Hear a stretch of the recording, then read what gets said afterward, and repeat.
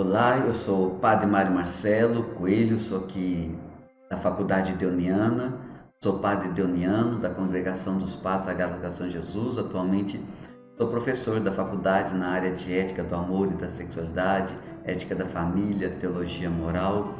E é um prazer estar aqui com vocês para esses nossos debates, as nossas reflexões em torno da família.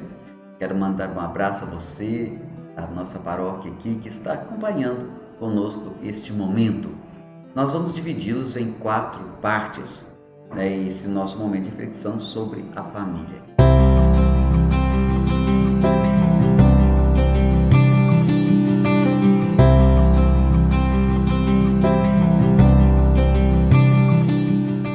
Que bom que você está aqui trabalhando, refletindo sobre a sua família. Porque o grande desafio que eu vejo em muitas famílias hoje, que ela deixa para refletir, trabalhar sobre a sua família quando já está com problemas. Quando surgem os problemas, quando aparecem os problemas, algumas mesmo até quando estão à porta de uma separação, é que vem refletir, buscar alguma solução para a sua família. Mas não, nós devemos trabalhar no dia a dia, porque a família é uma construção, atinge-se uma maturidade no relacionamento, uma maturidade na família do casal, a maturidade do esposo, a maturidade da esposa, depois vem os filhos. Eu acho que isso tem que ser todos os dias. E como que isso é construído? Isso é construído no diálogo, é construído na convivência, é construído no perdão, na amizade, numa relação de amor. Sempre que eu vou assistir um matrimônio, eu gosto muito do evangelho do homem que construiu sua casa sobre pedras, sobre uma rocha, e outro que construiu a sua casa sobre areia. O que é construir a casa sobre a rocha? Construir a casa sobre a rocha é construir a casa sobre valores firmes, valores permanentes, valores absolutos. E aí, claro, as tempestades aparecerão, as tribulações aparecerão, os desafios aparecerão. Quem não tem os desafios, as tribulações? Qual família que não passa por uma tempestade? Mas a família que constrói a sua casa, a sua vida sobre a rocha firme, sobre uma pedra firme, quando aparecerem as tempestades, ela vai manter-se firme, de pé. E quais são esses valores? Eu sempre gosto de traçar alguns valores. Claro, depois nós vamos falar com maior fundamentação o amor, a capacidade de amar. Mas o amor, ele deve ser traduzido e deve ser de formas concretas. O amor não é abstrato. Mas como que ele se dá de uma forma concreta? Por exemplo, no diálogo. As nossas famílias conversam, têm diálogo. Às vezes eu vejo tantas famílias se tratando um ao outro no grito mesmo. Isso não é bom. Outras famílias tratam outra com uma indiferença, não conversam. Marido e mulher não se conversam, não se falam. Os filhos não falam com os pais, tratam no grito. Os pais tratam os filhos no grito. Não há diálogo. O que é diálogo? Onde os dois falam. Mas eu também preciso aprender a ouvir. Tem momentos que eu tenho que fazer silêncio. Então eu acho que o diálogo é algo muito importante na família. É uma dessas rochas onde nós vamos construindo a nossa família, nós vamos construindo a nossa vida. Outro ponto também importante é da fidelidade. Olha, marido, mulher, você que nos acompanha, vocês sabem que são muitas as oportunidades de trair, de infidelidade. São muitos os chamados que tentam nos tirar dos compromissos que assumimos, como esposo, como marido, como esposa. Então, isso como pai, como mãe, e a fidelidade, ela é uma pedra desse alicerce. Olha, onde entra a infidelidade, entra a desconfiança. E recuperar essa desconfiança é possível? Claro que é possível recuperar essa confiança. E tem que recuperar quando acontece, mas é difícil. Às vezes ficam marcas assim, tão profundas que ficam difíceis curá-las. Às vezes até cura essas feridas, mas ficam cicatrizes. E tem pessoas que ficam ali, parece que estão curadas, mas vão remoendo, remoendo, até o momento que sai sangue novamente. Então, a fidelidade, o diálogo, a fidelidade, né, são importantíssimos, pedras onde nós construímos essa casa. Claro que acompanha o diálogo, acompanha ali a confiança. Então isso é muito importante, essa confiança, a confiança no outro. Eu preciso confiar, eu não preciso ficar investigando o celular do meu marido, eu não preciso ficar investigando o celular da minha esposa, eu não preciso ter a senha das páginas sociais do meu marido, da minha esposa. Não, eu não preciso ter, quando há confiança. Quando há confiança, nós não precisamos saber de tudo, porque nós confiamos. Isso é muito importante. Quando a gente precisa saber de tudo, é porque pode haver ali um pouquinho de desconfiança. Mas a confiança, ela é conquistada, não com discursos. A confiança, ela é conquistada não é com discursos. A confiança, ela é conquistada no dia a dia. Quando eu me mostro com minha vida que eu sou uma pessoa que a minha esposa pode confiar, que o meu esposo pode confiar. Não é fazendo discurso, pregando, falando a todo momento. Então, são questões importantes. Outra questão também muito importante na vida do casal é a amizade. Padre, mas nós somos casados, o senhor vem falar de amizade? Olha, São Tomás de Aquino fala muito de uma amizade conjugal, a amizade do casal. Eu fico vendo, tem tantos casais aí onde os dois não são amigos. E você sabe, eu não preciso definir aqui o que é amizade. Vocês sabem muito bem o que é amizade. Então, isso é uma questão importante entendermos o que é amizade. Eu posso e tenho que ter amigos fora. Você pode e tem que ter amigos, amigas fora da sua casa. Isso é importante. A gente ter amigos, amigas de uma forma sadia, uma amizade sadia, fora do nosso ambiente familiar, nos ajuda a vivermos o nosso próprio matrimônio. Mas eu tenho que ter amigos e amigas sadias, eu tenho que ter uma amizade sadia. Repito, quando nós construímos amizades fora da nossa família de uma forma sadia, de uma forma confiante, isso nos ajuda até mesmo a viver a amizade nossa dentro da nossa casa. Mas eu também preciso construir a amizade dentro da minha casa. Com a minha esposa, com o meu esposo. Eu tenho que ser amiga do meu esposo. Eu tenho que ser amigo da minha esposa. O que é essa amizade? Que gera confiança, que gera diálogo, que gera um carinho, o respeito de um para com o outro. Isso é muito importante. Hoje está se falando também um problema muito sério que nós estamos vivendo, né? A violência doméstica. Quando entra agressão que às vezes começa com palavras, depois ela passa através de uma violência física, é violência verbal, é violência moral, é violência física. Isto, além de ser um crime, é um crime também contra Deus. É um pecado. Então, a violência dentro das nossas casas, ela é inadmissível. Ela não se tolera, nem mesmo se tolera, porque Deus não quer. Então, é uma amizade que é construída nesse respeito, é uma amizade que é construída nessa confiança. São alicerces da família. Outro ponto também que eu acho importantíssimo na família, né, como alicerce, como fundamento, é a capacidade de perdoar e pedir perdão. É a nossa capacidade de perdoar e pedir perdão. Olha, marido, mulher, quantas vezes você já pediu perdão para o seu esposo, para a sua esposa? Eu nunca pedi, porque eu nunca errei. Porque você nunca errou ou porque eu nunca reconheci o seu erro? Quantas vezes o marido tem que pedir perdão para a esposa? Quantas vezes a esposa tem que pedir perdão para o esposo? Quantas vezes os pais têm que pedir perdão para os filhos? Os filhos pedir perdão para os pais, para os irmãos. O perdão, o pedido de perdão é um gesto de humildade.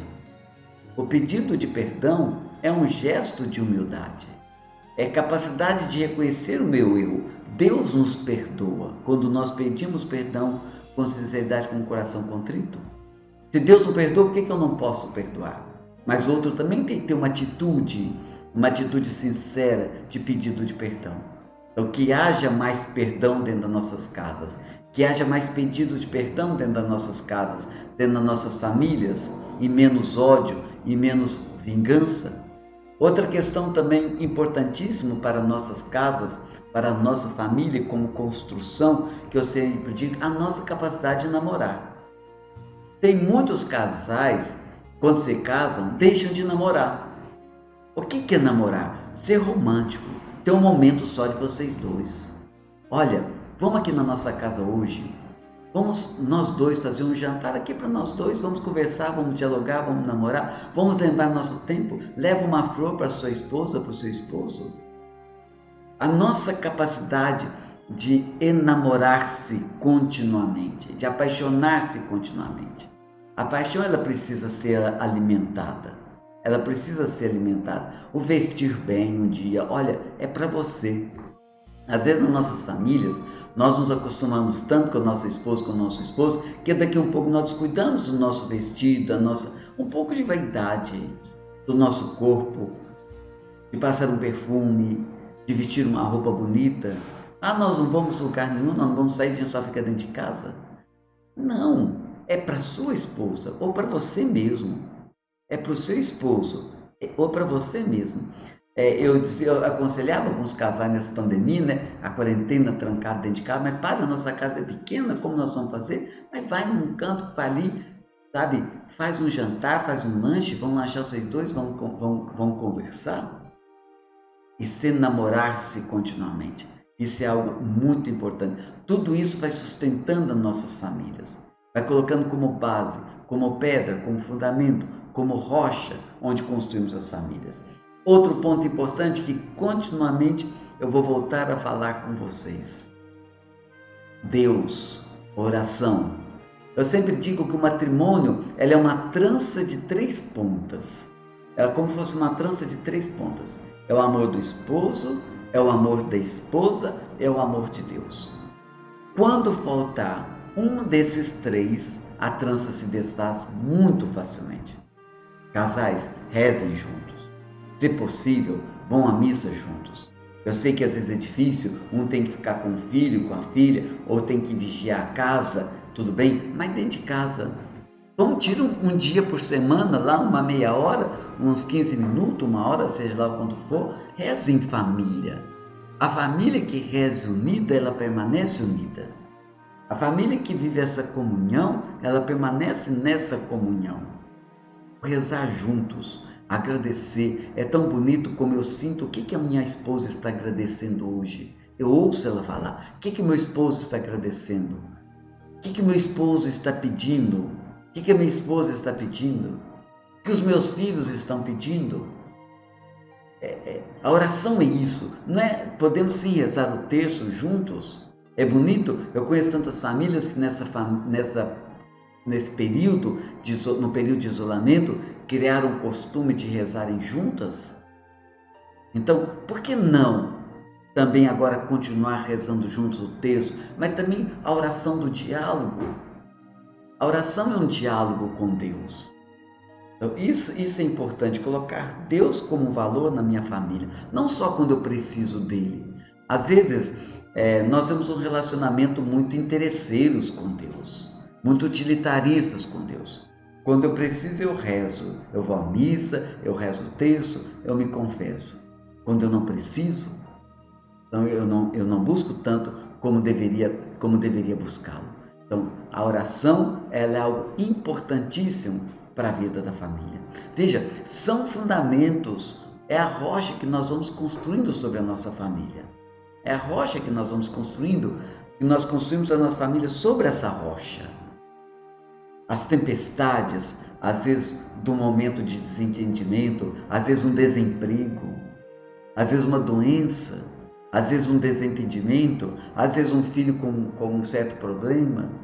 São situações que as famílias vivenciam hoje, mas quando é construído sobre os valores perenes, os valores permanentes, os valores que vêm de Deus, nós vamos conseguir muito mais fácil superar esses momentos.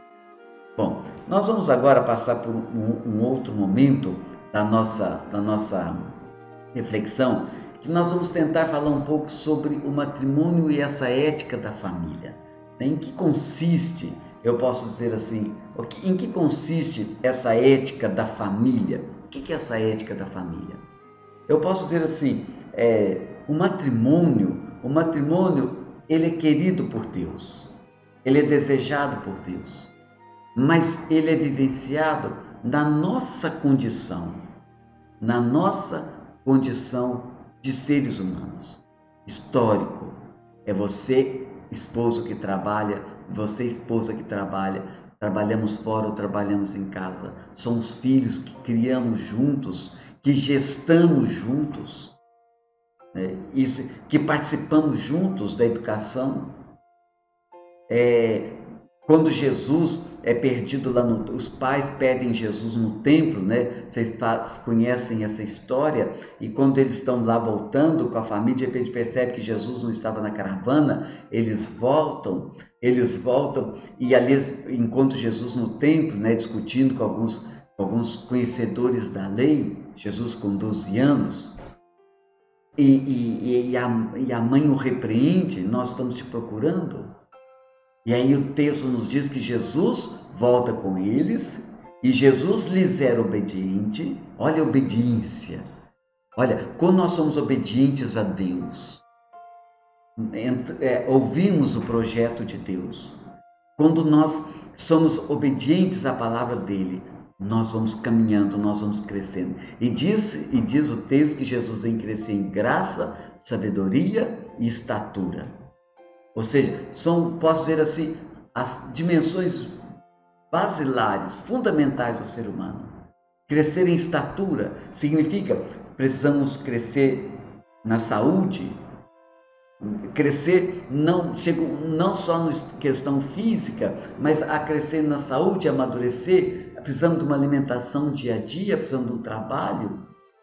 Isso é crescer em estatura. Jesus também foi mantido pelos seus pais, por Maria e José. Depois, Jesus também, segundo a tradição, Jesus ajudava José na carpintaria para o sustento da família. Mas Jesus crescia também em sabedoria. Pai, mãe, você cedo ali já começa a preocupar com a educação do seu filho, com a formação, com a escolaridade do seu filho. Então, isso é crescer em sabedoria. Isso é importante, dar uma educação, ajudar os seus filhos a crescer na inteligência, a aprender um conhecimento válido, aprender e apreender um conhecimento verdadeiro e honesto. Mas Jesus também crescia em graça, ou seja, na sabedoria de Deus. Então é importante esse crescimento na própria sabedoria, na sabedoria de Deus, né? Crescer na sabedoria de Deus é crescer na fé. Educar para Deus os filhos. Olha, pai e mãe, vou dizer uma coisa para vocês. Se vocês não dão Deus para os filhos de vocês, o mundo vai dar outros deuses. Nós sabemos muito bem disso. A família não passa Deus para os seus filhos. Se a família não coloca Deus dentro da sua casa, o mundo vai colocar. A TV vai colocar, a sociedade vai colocar, as ideias vão colocar deuses dentro da nossa casa, e mesmo na vida dos nossos filhos.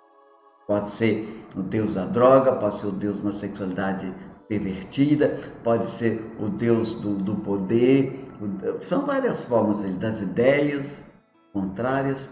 Então, o matrimônio, é importante viver o casal, entender o valor do matrimônio, que Deus uniu, o homem não separa. Mas nós não podemos discutir só isso, vivenciar só isso. Tem tantos casais hoje que de uma certa forma fracassaram no primeiro matrimônio, está em uma segunda união, estão lutando, procuram viver, constituir uma família, ou mesmo restaurar a sua família, não pode perder também esses valores de vida. Não pode perder esses valores. O Papa Francisco, na Amoletícia, ele fala muito claro, nem todos os casais que estão numa segunda união estão em adultério. Nem todos os casais que estão numa segunda união estão excomungados da igreja. Não, não estão. É importante tomarmos conhecimento. Por isso é importante integrar-se na vida da igreja, buscar essa vida da igreja, né? Essa construção mesmo da igreja dentro da nossa perspectiva, né? Dentro da nossa comunhão. E tudo isso entre o matrimônio e a ética da família. E a família hoje, ela é um grande desafio. É um grande desafio. Ela é bonita, mas continuamente, conforme já vimos na campanha da fraternidade, e tem uma música que fala muito sobre isso, e a família como vai? Né? Ah, vai bem, graças a Deus, que bom. Mas é uma pergunta que nós devemos fazer. E a minha família, como vai? Eu acho que é uma revisão de vida. A gente, quando vai se confessar, a gente faz um exame de consciência. Mas a gente deveria fazer o exame de consciência, pai, mãe, esposo, esposa, não só para a confissão, mas também para a nossa vivência como cristãos. Mas dentro da nossa família, que é o que nós estamos falando aqui, é viver isso dentro da nossa família, viver isso dentro da nossa casa, dentro da nossa perspectiva de família.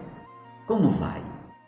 Como vai a minha postura, meu comportamento de esposo, de esposa, de pai, de mãe, de filho, de filha? Então isso, São Paulo, ele escreve a um certo momento, ele começa a trabalhar a nossa capacidade de marido amar a sua esposa como a sua própria carne. A esposa que deve respeitar o seu marido, os dois vivendo um só amor, que os filhos respeitem seus pais, que os pais também respeitem os seus filhos. Nós podemos sim, os pais sim podem exigir respeito dos filhos, mas os pais também têm que respeitar seus filhos. Porque quando nós agredimos as famílias, nós agredimos a família como um todo. E quando os pais não respeitam seus filhos, num poder absoluto, que faz dos seus filhos seus empregados. Infelizmente, eu vejo às vezes esposo fazendo a sua esposa uma empregada, serva, outros fazendo dos seus filhos, ou a esposa também fazendo. Não, nós vivemos uma comunhão de vida, uma comunhão conjugal. O Papa João Paulo II, ele tem uma frase que me chama muita atenção e que nos ajuda a refletir um pouco aqui. Diz o seguinte, que a família é um caminho, é um caminho do qual o ser humano não pode separar-se. Veja, mesmo que temos hoje diversas formas, né, de família, conforme um outro debate aqui a refletirmos, né? Então, mas nós devemos entender, precisamos. Uma criança precisa dos adultos para nascer, para crescer, para amadurecer, para desenvolver-se.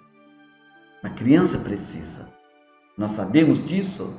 Então, aí o Papa João Paulo II fala, quando falta a família, logo há a chegada da pessoa ao mundo, acaba por criar-se uma inquietante e dolorosa carência que pesará depois sobre toda a vida. Olha que frase profunda, importante, mas séria, muito séria.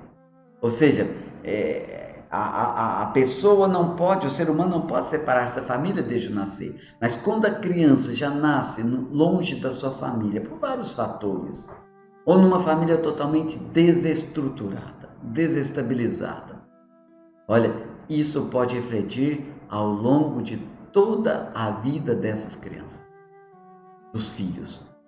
Pode refletir. Tem jovens que eu acompanho, mesmo adultos que eu acompanho, nós sabemos aí, quem tem uma formação psicológica e também na prática, que quantas pessoas na sua vida jovem, já na sua vida adulta, traz algumas feridas, algumas marcas que aconteceram lá na infância, lá na adolescência, ou mesmo lá quando era criança, e que precisam ser trabalhadas. Às vezes algumas pessoas nem conseguem trabalhar por si mesmas, aí precisa de uma ajuda profissional, né? De uma ajuda profissional para trabalhar essas diversas situações. Por isso, mais do que nunca, quando Deus instituiu a família, não se esqueça de uma coisa, que quem instituiu a família foi Deus. Isso é lá em Gênesis. Lá em Gênesis, Deus instituiu a família. Então, logo, nós podemos dizer que toda a importância da família na vida das pessoas é tão importante que Deus quis que o seu filho nascesse em uma família, Maria e José. Então, a família, ela é querida por Deus. A família, ela é desejada por Deus. Então, desde o princípio, está lá em Gênesis, capítulo 2, versículo 24. O homem deixará seu pai e sua mãe e se unirá à sua mulher, e os dois se tornarão uma só carne. E se continuarmos a lendo o texto de Gênesis, vai dizer, crescei-vos e multiplicai-vos. E aí a gente pode olhar até a questão mesmo da Santíssima Trindade. É o Pai, o Filho e o Espírito. E a família é constituída pelo esposo, a esposa e filhos. Quando Deus criou o homem, Deus foi criando lá em Gênesis, né, e diz, faça-se a luz, faça-se os répteis, faça-se. Quando ele foi criar o homem, ele disse, façam-se, no plural. Ou seja, é como se Deus entrasse dentro de si mesmo, olhasse para si mesmo, a Trindade, e criasse o homem à sua imagem e semelhança, a imagem e semelhança da própria Trindade. É a beleza da nossa condição. Então, se nós pegarmos em Gênesis, já está ali. Já está trabalhando toda essa situação, né? Deus criou Adão, claro, tem todo um sentido simbólico que nós entendemos, e fez com que passasse à frente de Adão todos os animais, e Adão viveu ainda a solidão, até que Deus fez com que Adão dormisse, e da costela de Adão tirasse a mulher. E aí vem o sentido da complementaridade, né? Da costela, como diz um dos padres da igreja, não podia ser do pé, porque daria direito ao homem de pisar na mulher. Não poderia ser da cabeça, porque daria direito na mulher de pisar no homem. Foi da costela, na complementaridade, né? Nessa comunhão. Então ali Deus criou Eva, e aí surgiu a primeira declaração de amor que nós conhecemos, né, da história bíblica, da história do povo de Israel. Agora sim, é osso dos meus ossos, é carne da minha carne. É a primeira declaração, posso dizer assim, é a primeira declaração de amor ao longo da história, que nós conhecemos na história bíblica. Então isso é um dado importante, né? E nós vimos São João Paulo II falando aqui a frase da importância da família, e o Papa Francisco, no Evangelho Gaudium, número 66, ele diz também uma coisa muito importante, mas também assim, preocupante, não no sentido de medo, de angústia, mas no sentido da necessidade de refletirmos mais, de conhecermos melhor a nossa família, quando ele diz o seguinte: a família atravessa uma crise cultural profunda, como todas as comunidades e vínculos sociais. Olha, toda instituição hoje está passando por uma crise. Todas as instituições, todos os vínculos sociais estão vivendo um momento de crise. E a família não está muito diferente disso, porque reflete na família. Aí ele vai dizer o seguinte, como todas as comunidades e vínculos sociais. Aí ele continua dizendo o seguinte: no caso da família, a fragilidade dos vínculos reveste-se de especial gravidade, porque se trata da célula básica da sociedade. Os partidos políticos estão passando por crise? Estão. As organizações governamentais estão passando por crise? Estão.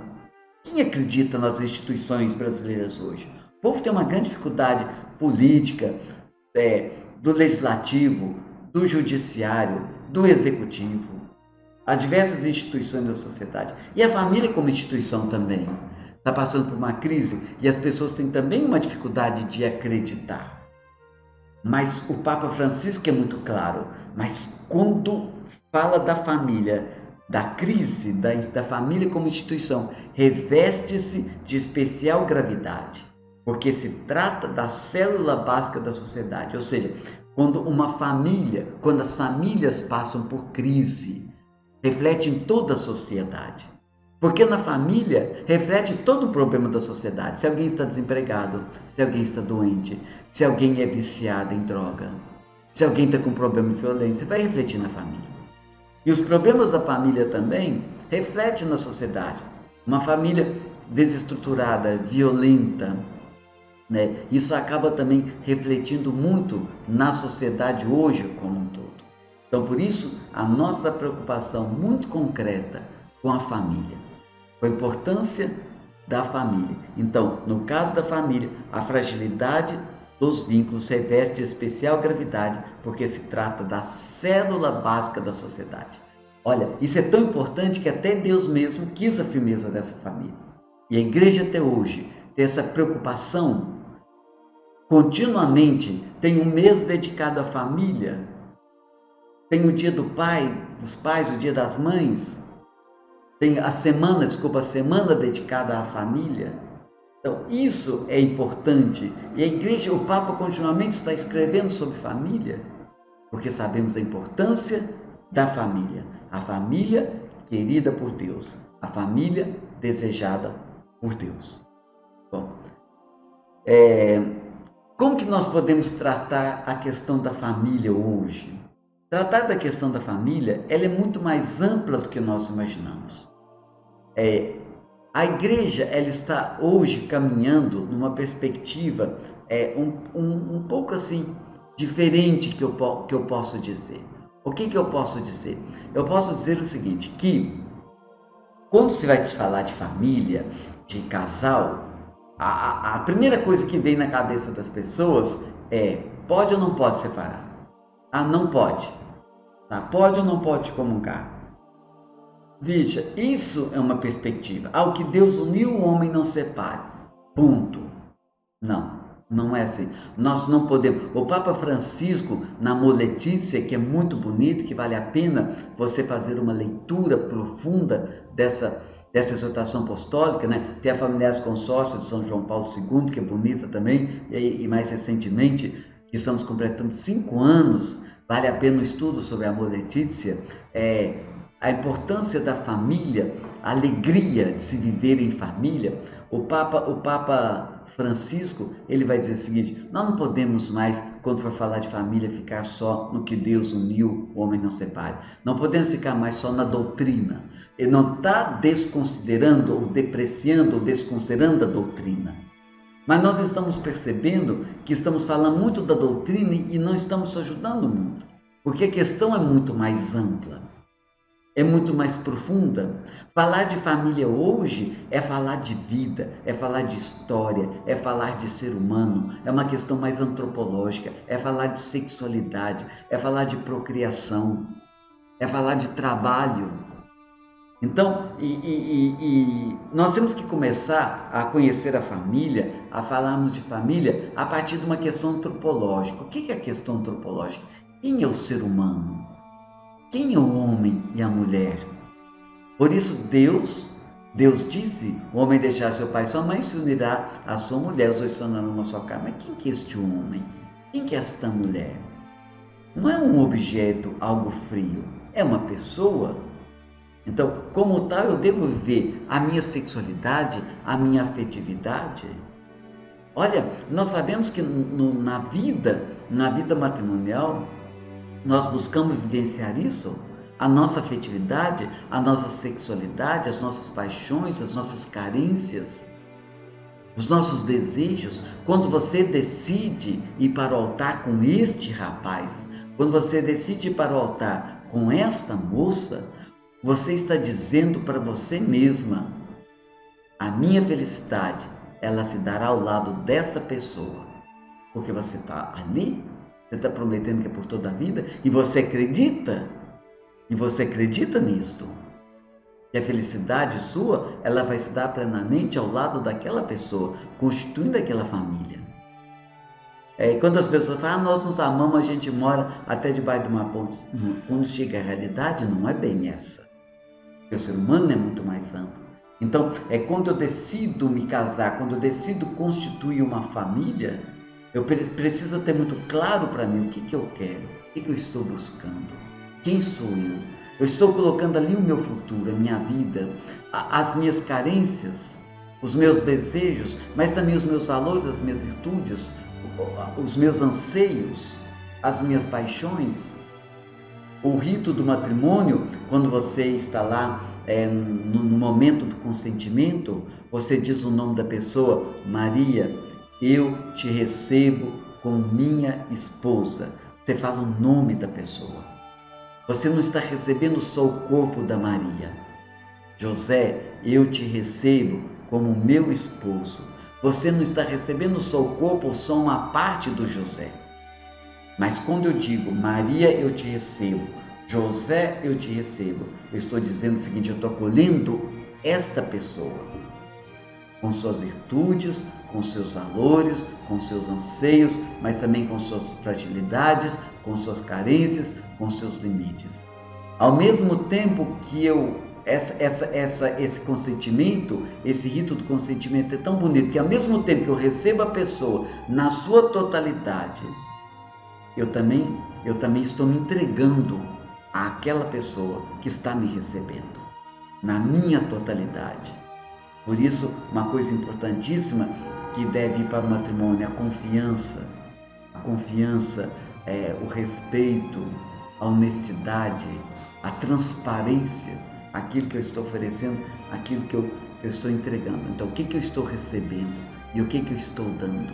Na alegria e na tristeza. Ou seja, na alegria e na tristeza significa não só no momento que está alegre ou só no momento que está triste, mas é a totalidade da vida da pessoa.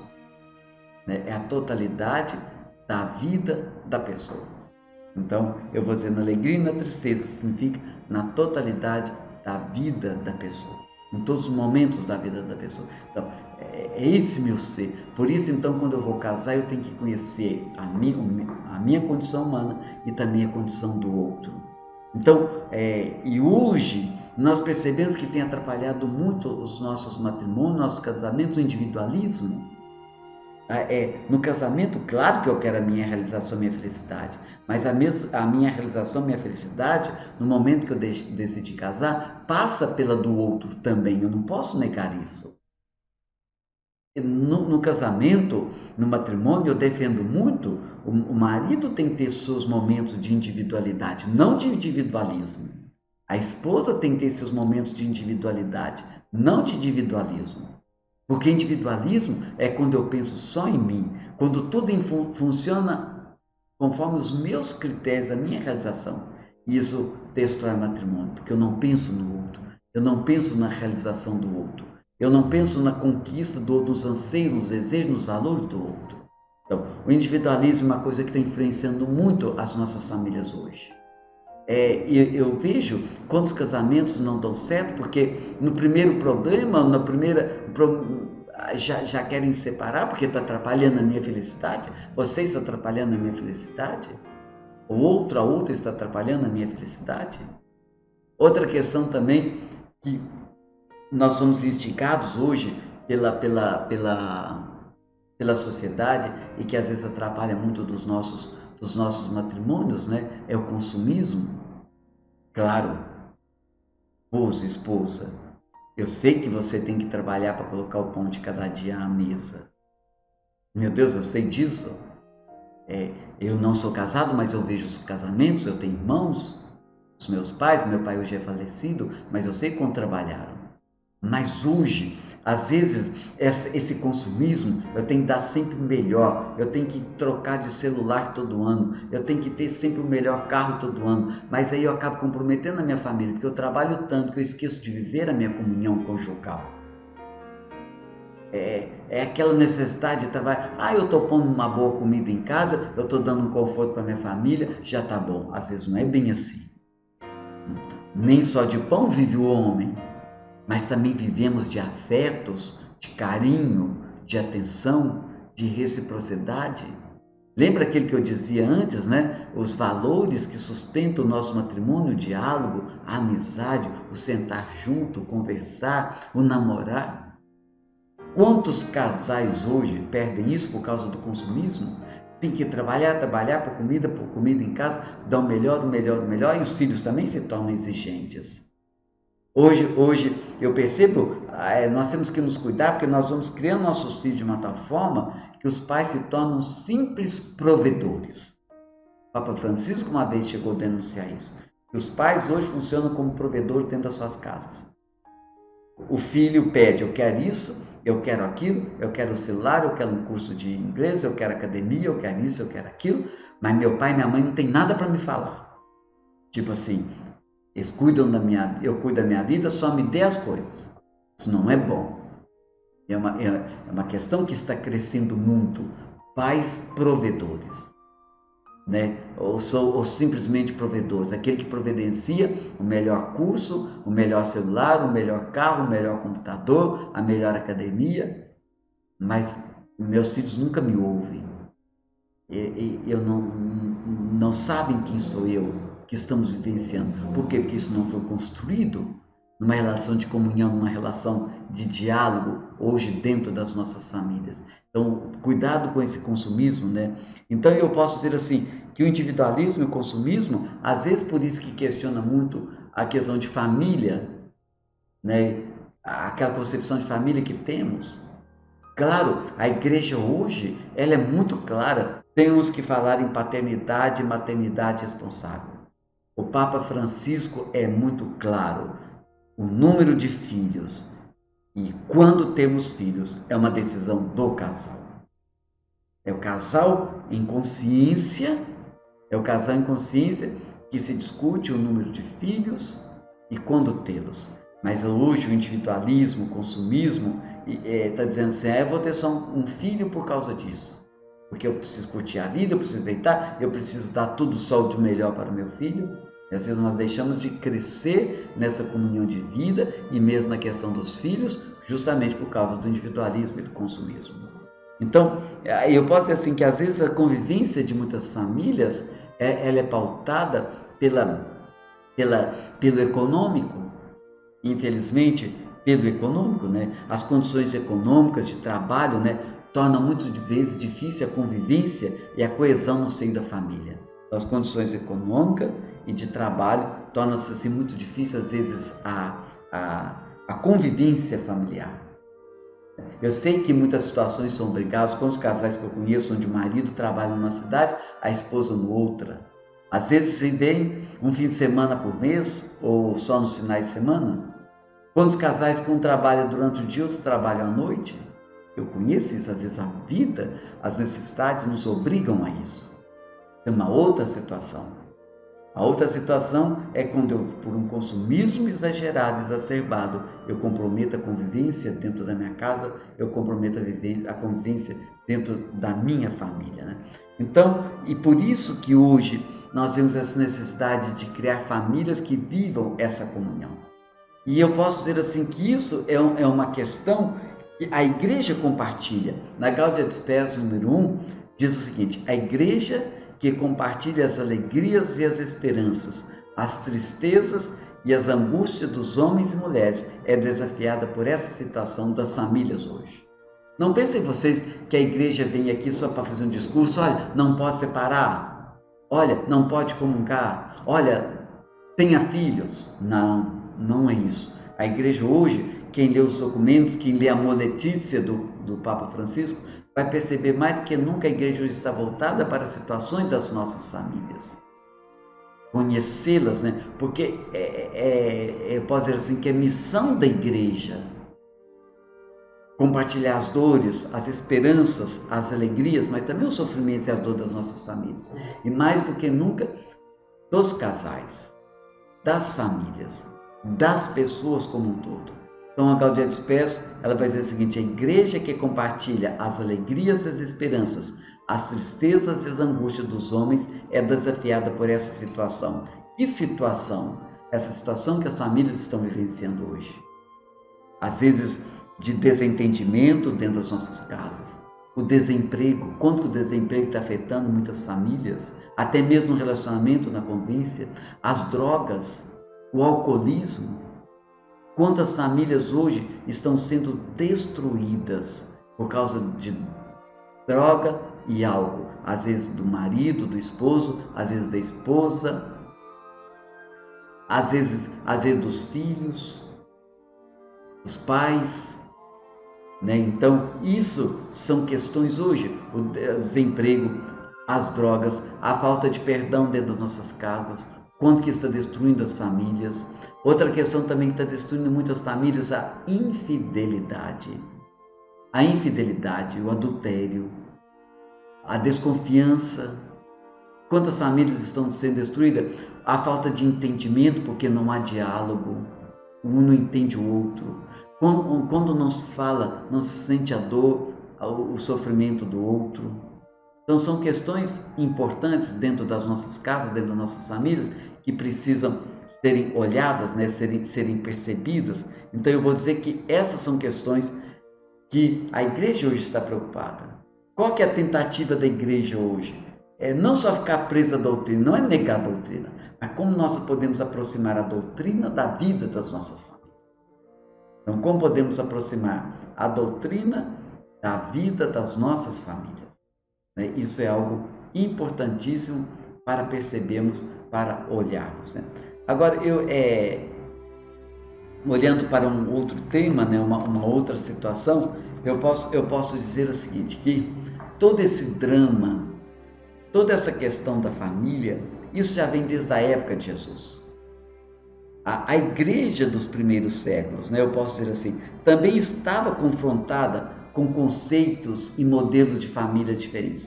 Tanto é que eles foram até mesmo questionar Jesus. É permitido ao homem repudiar a sua mulher? Quer dizer que esse drama já estava ali, isso fez parte da própria história da humanidade, o drama da família. E não estamos longe de resolver todos os dramas, porque novos dramas estão surgindo.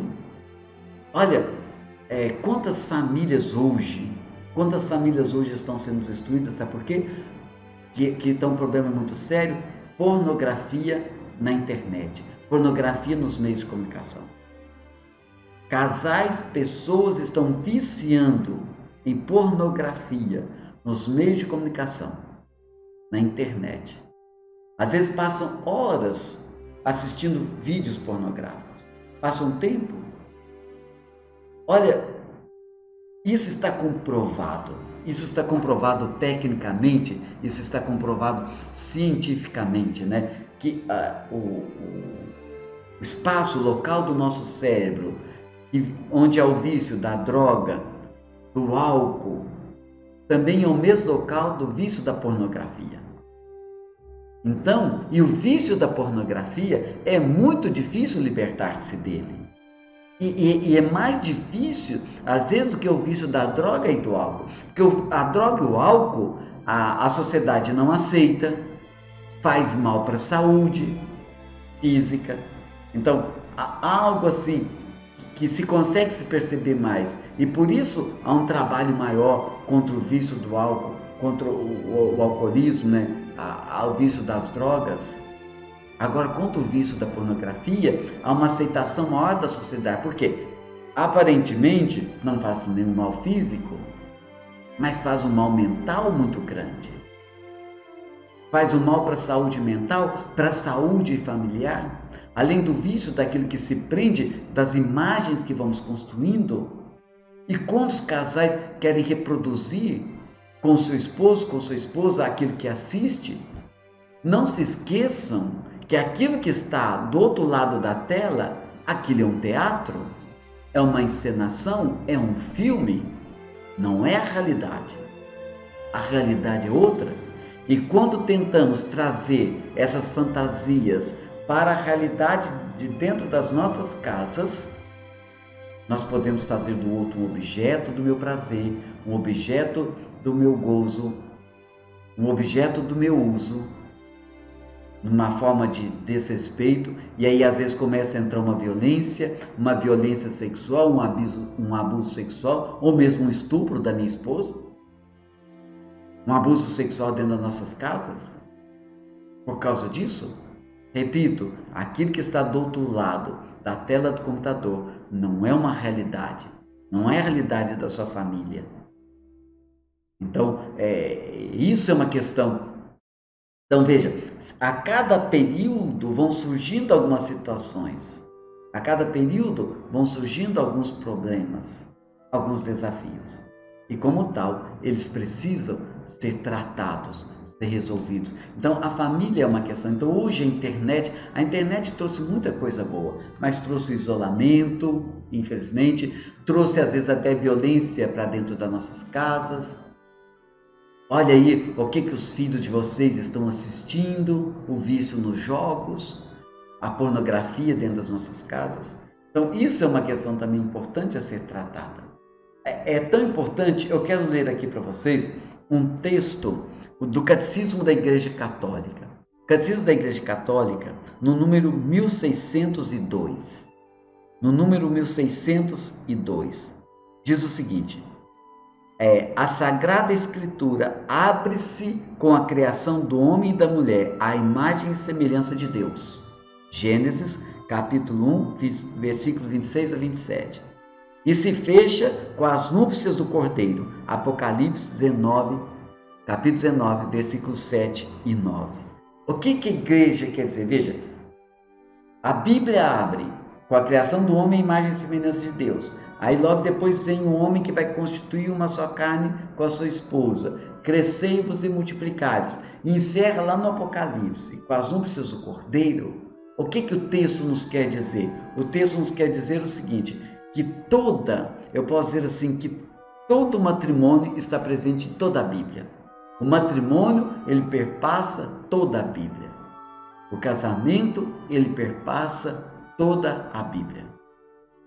Vocês pegarem os profetas Jeremias, Isaías, Oséias, quando eles querem falar da relação de Javé, de Deus, com o povo de Israel, eles usam muito como sinais aquilo que é vivenciado no matrimônio, no casamento. Olha, esse povo adúltero, esse povo infiel, esse povo que caiu na prostituição.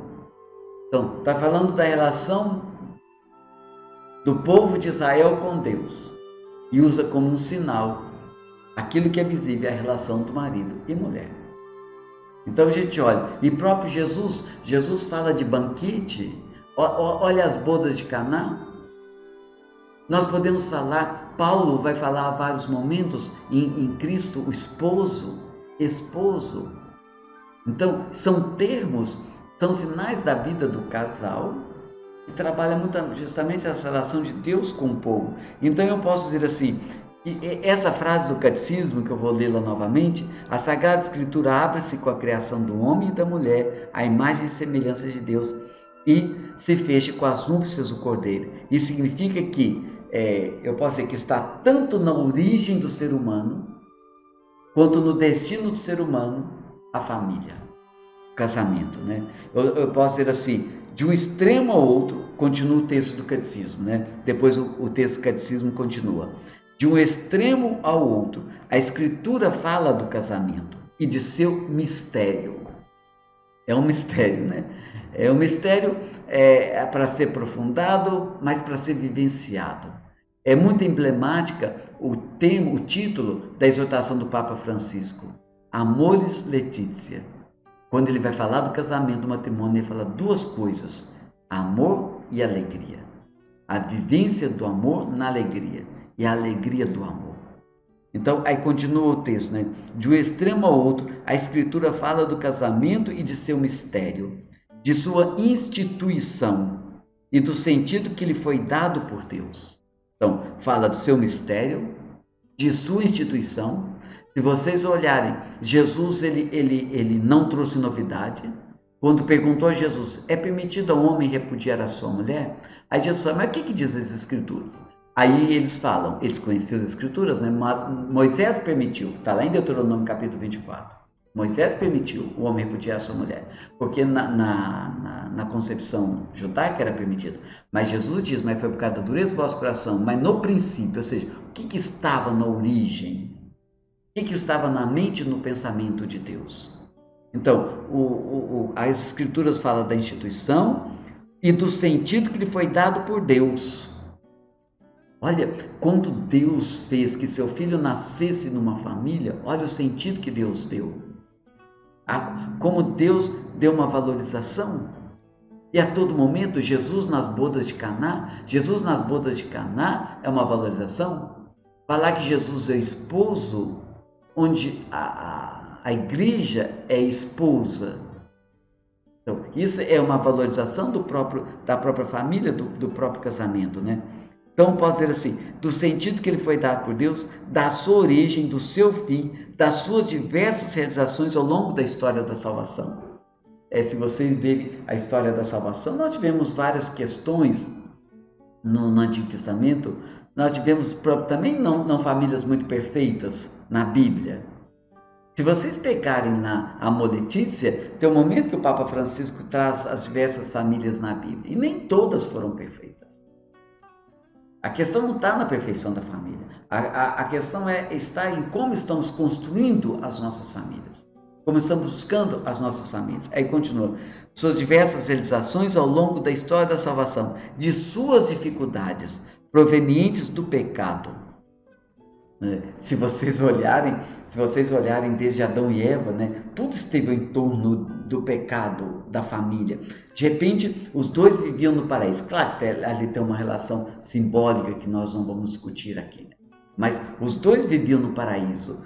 Quando eles negaram a sua natureza, a sua condição, quiseram tornar-se deuses, o que aconteceu? Começou já a haver desavença entre eles.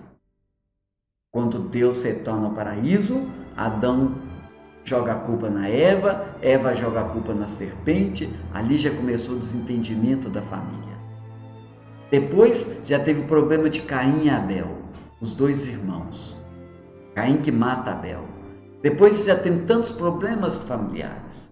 Então, nós podemos dizer assim, as dificuldades, que o pecado já no início refletiu de uma forma mais interna, mais própria das nossas famílias, de sua recriação no Senhor, que Paulo vai escrever aos Efésios, no Senhor. E aí eu vou encerrando essa minha reflexão. O que é no Senhor? Existem várias formas de se casarem, de constituir uma família, de constituir um matrimônio, mas aquilo que Paulo, existe em várias culturas. Quem estuda as culturas sabe que todas as culturas têm um rito do casamento. Todas as culturas, em todos os tempos, têm um rito do casamento, até hoje. Mesmo aqueles que não têm fé, também têm um rito do casamento. Tem um casamento civil, às vezes tem um momento de uma festa, isso é um rito. Mas o que caracteriza o casamento de quem tem fé?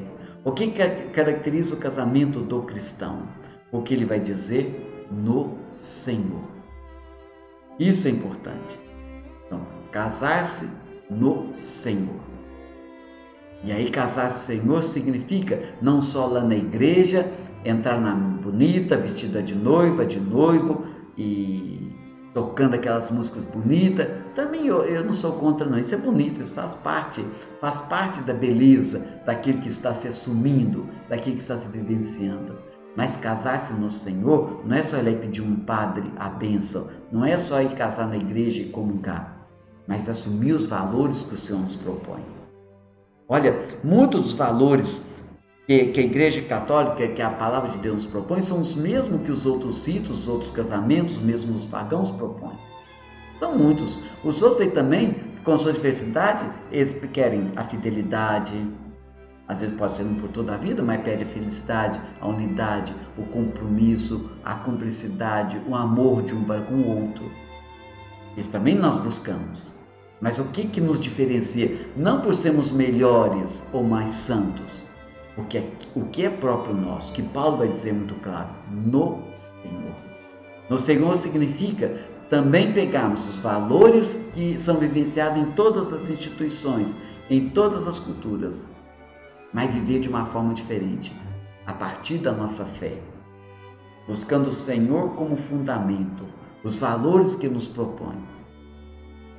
São várias as propostas para os matrimônios, para as famílias no mundo hoje, são várias as propostas. O Senhor também tem uma proposta. E se eu peço um casamento cristão, é porque eu me proponho a viver no Senhor, ou seja, conforme os valores que o Senhor me propõe.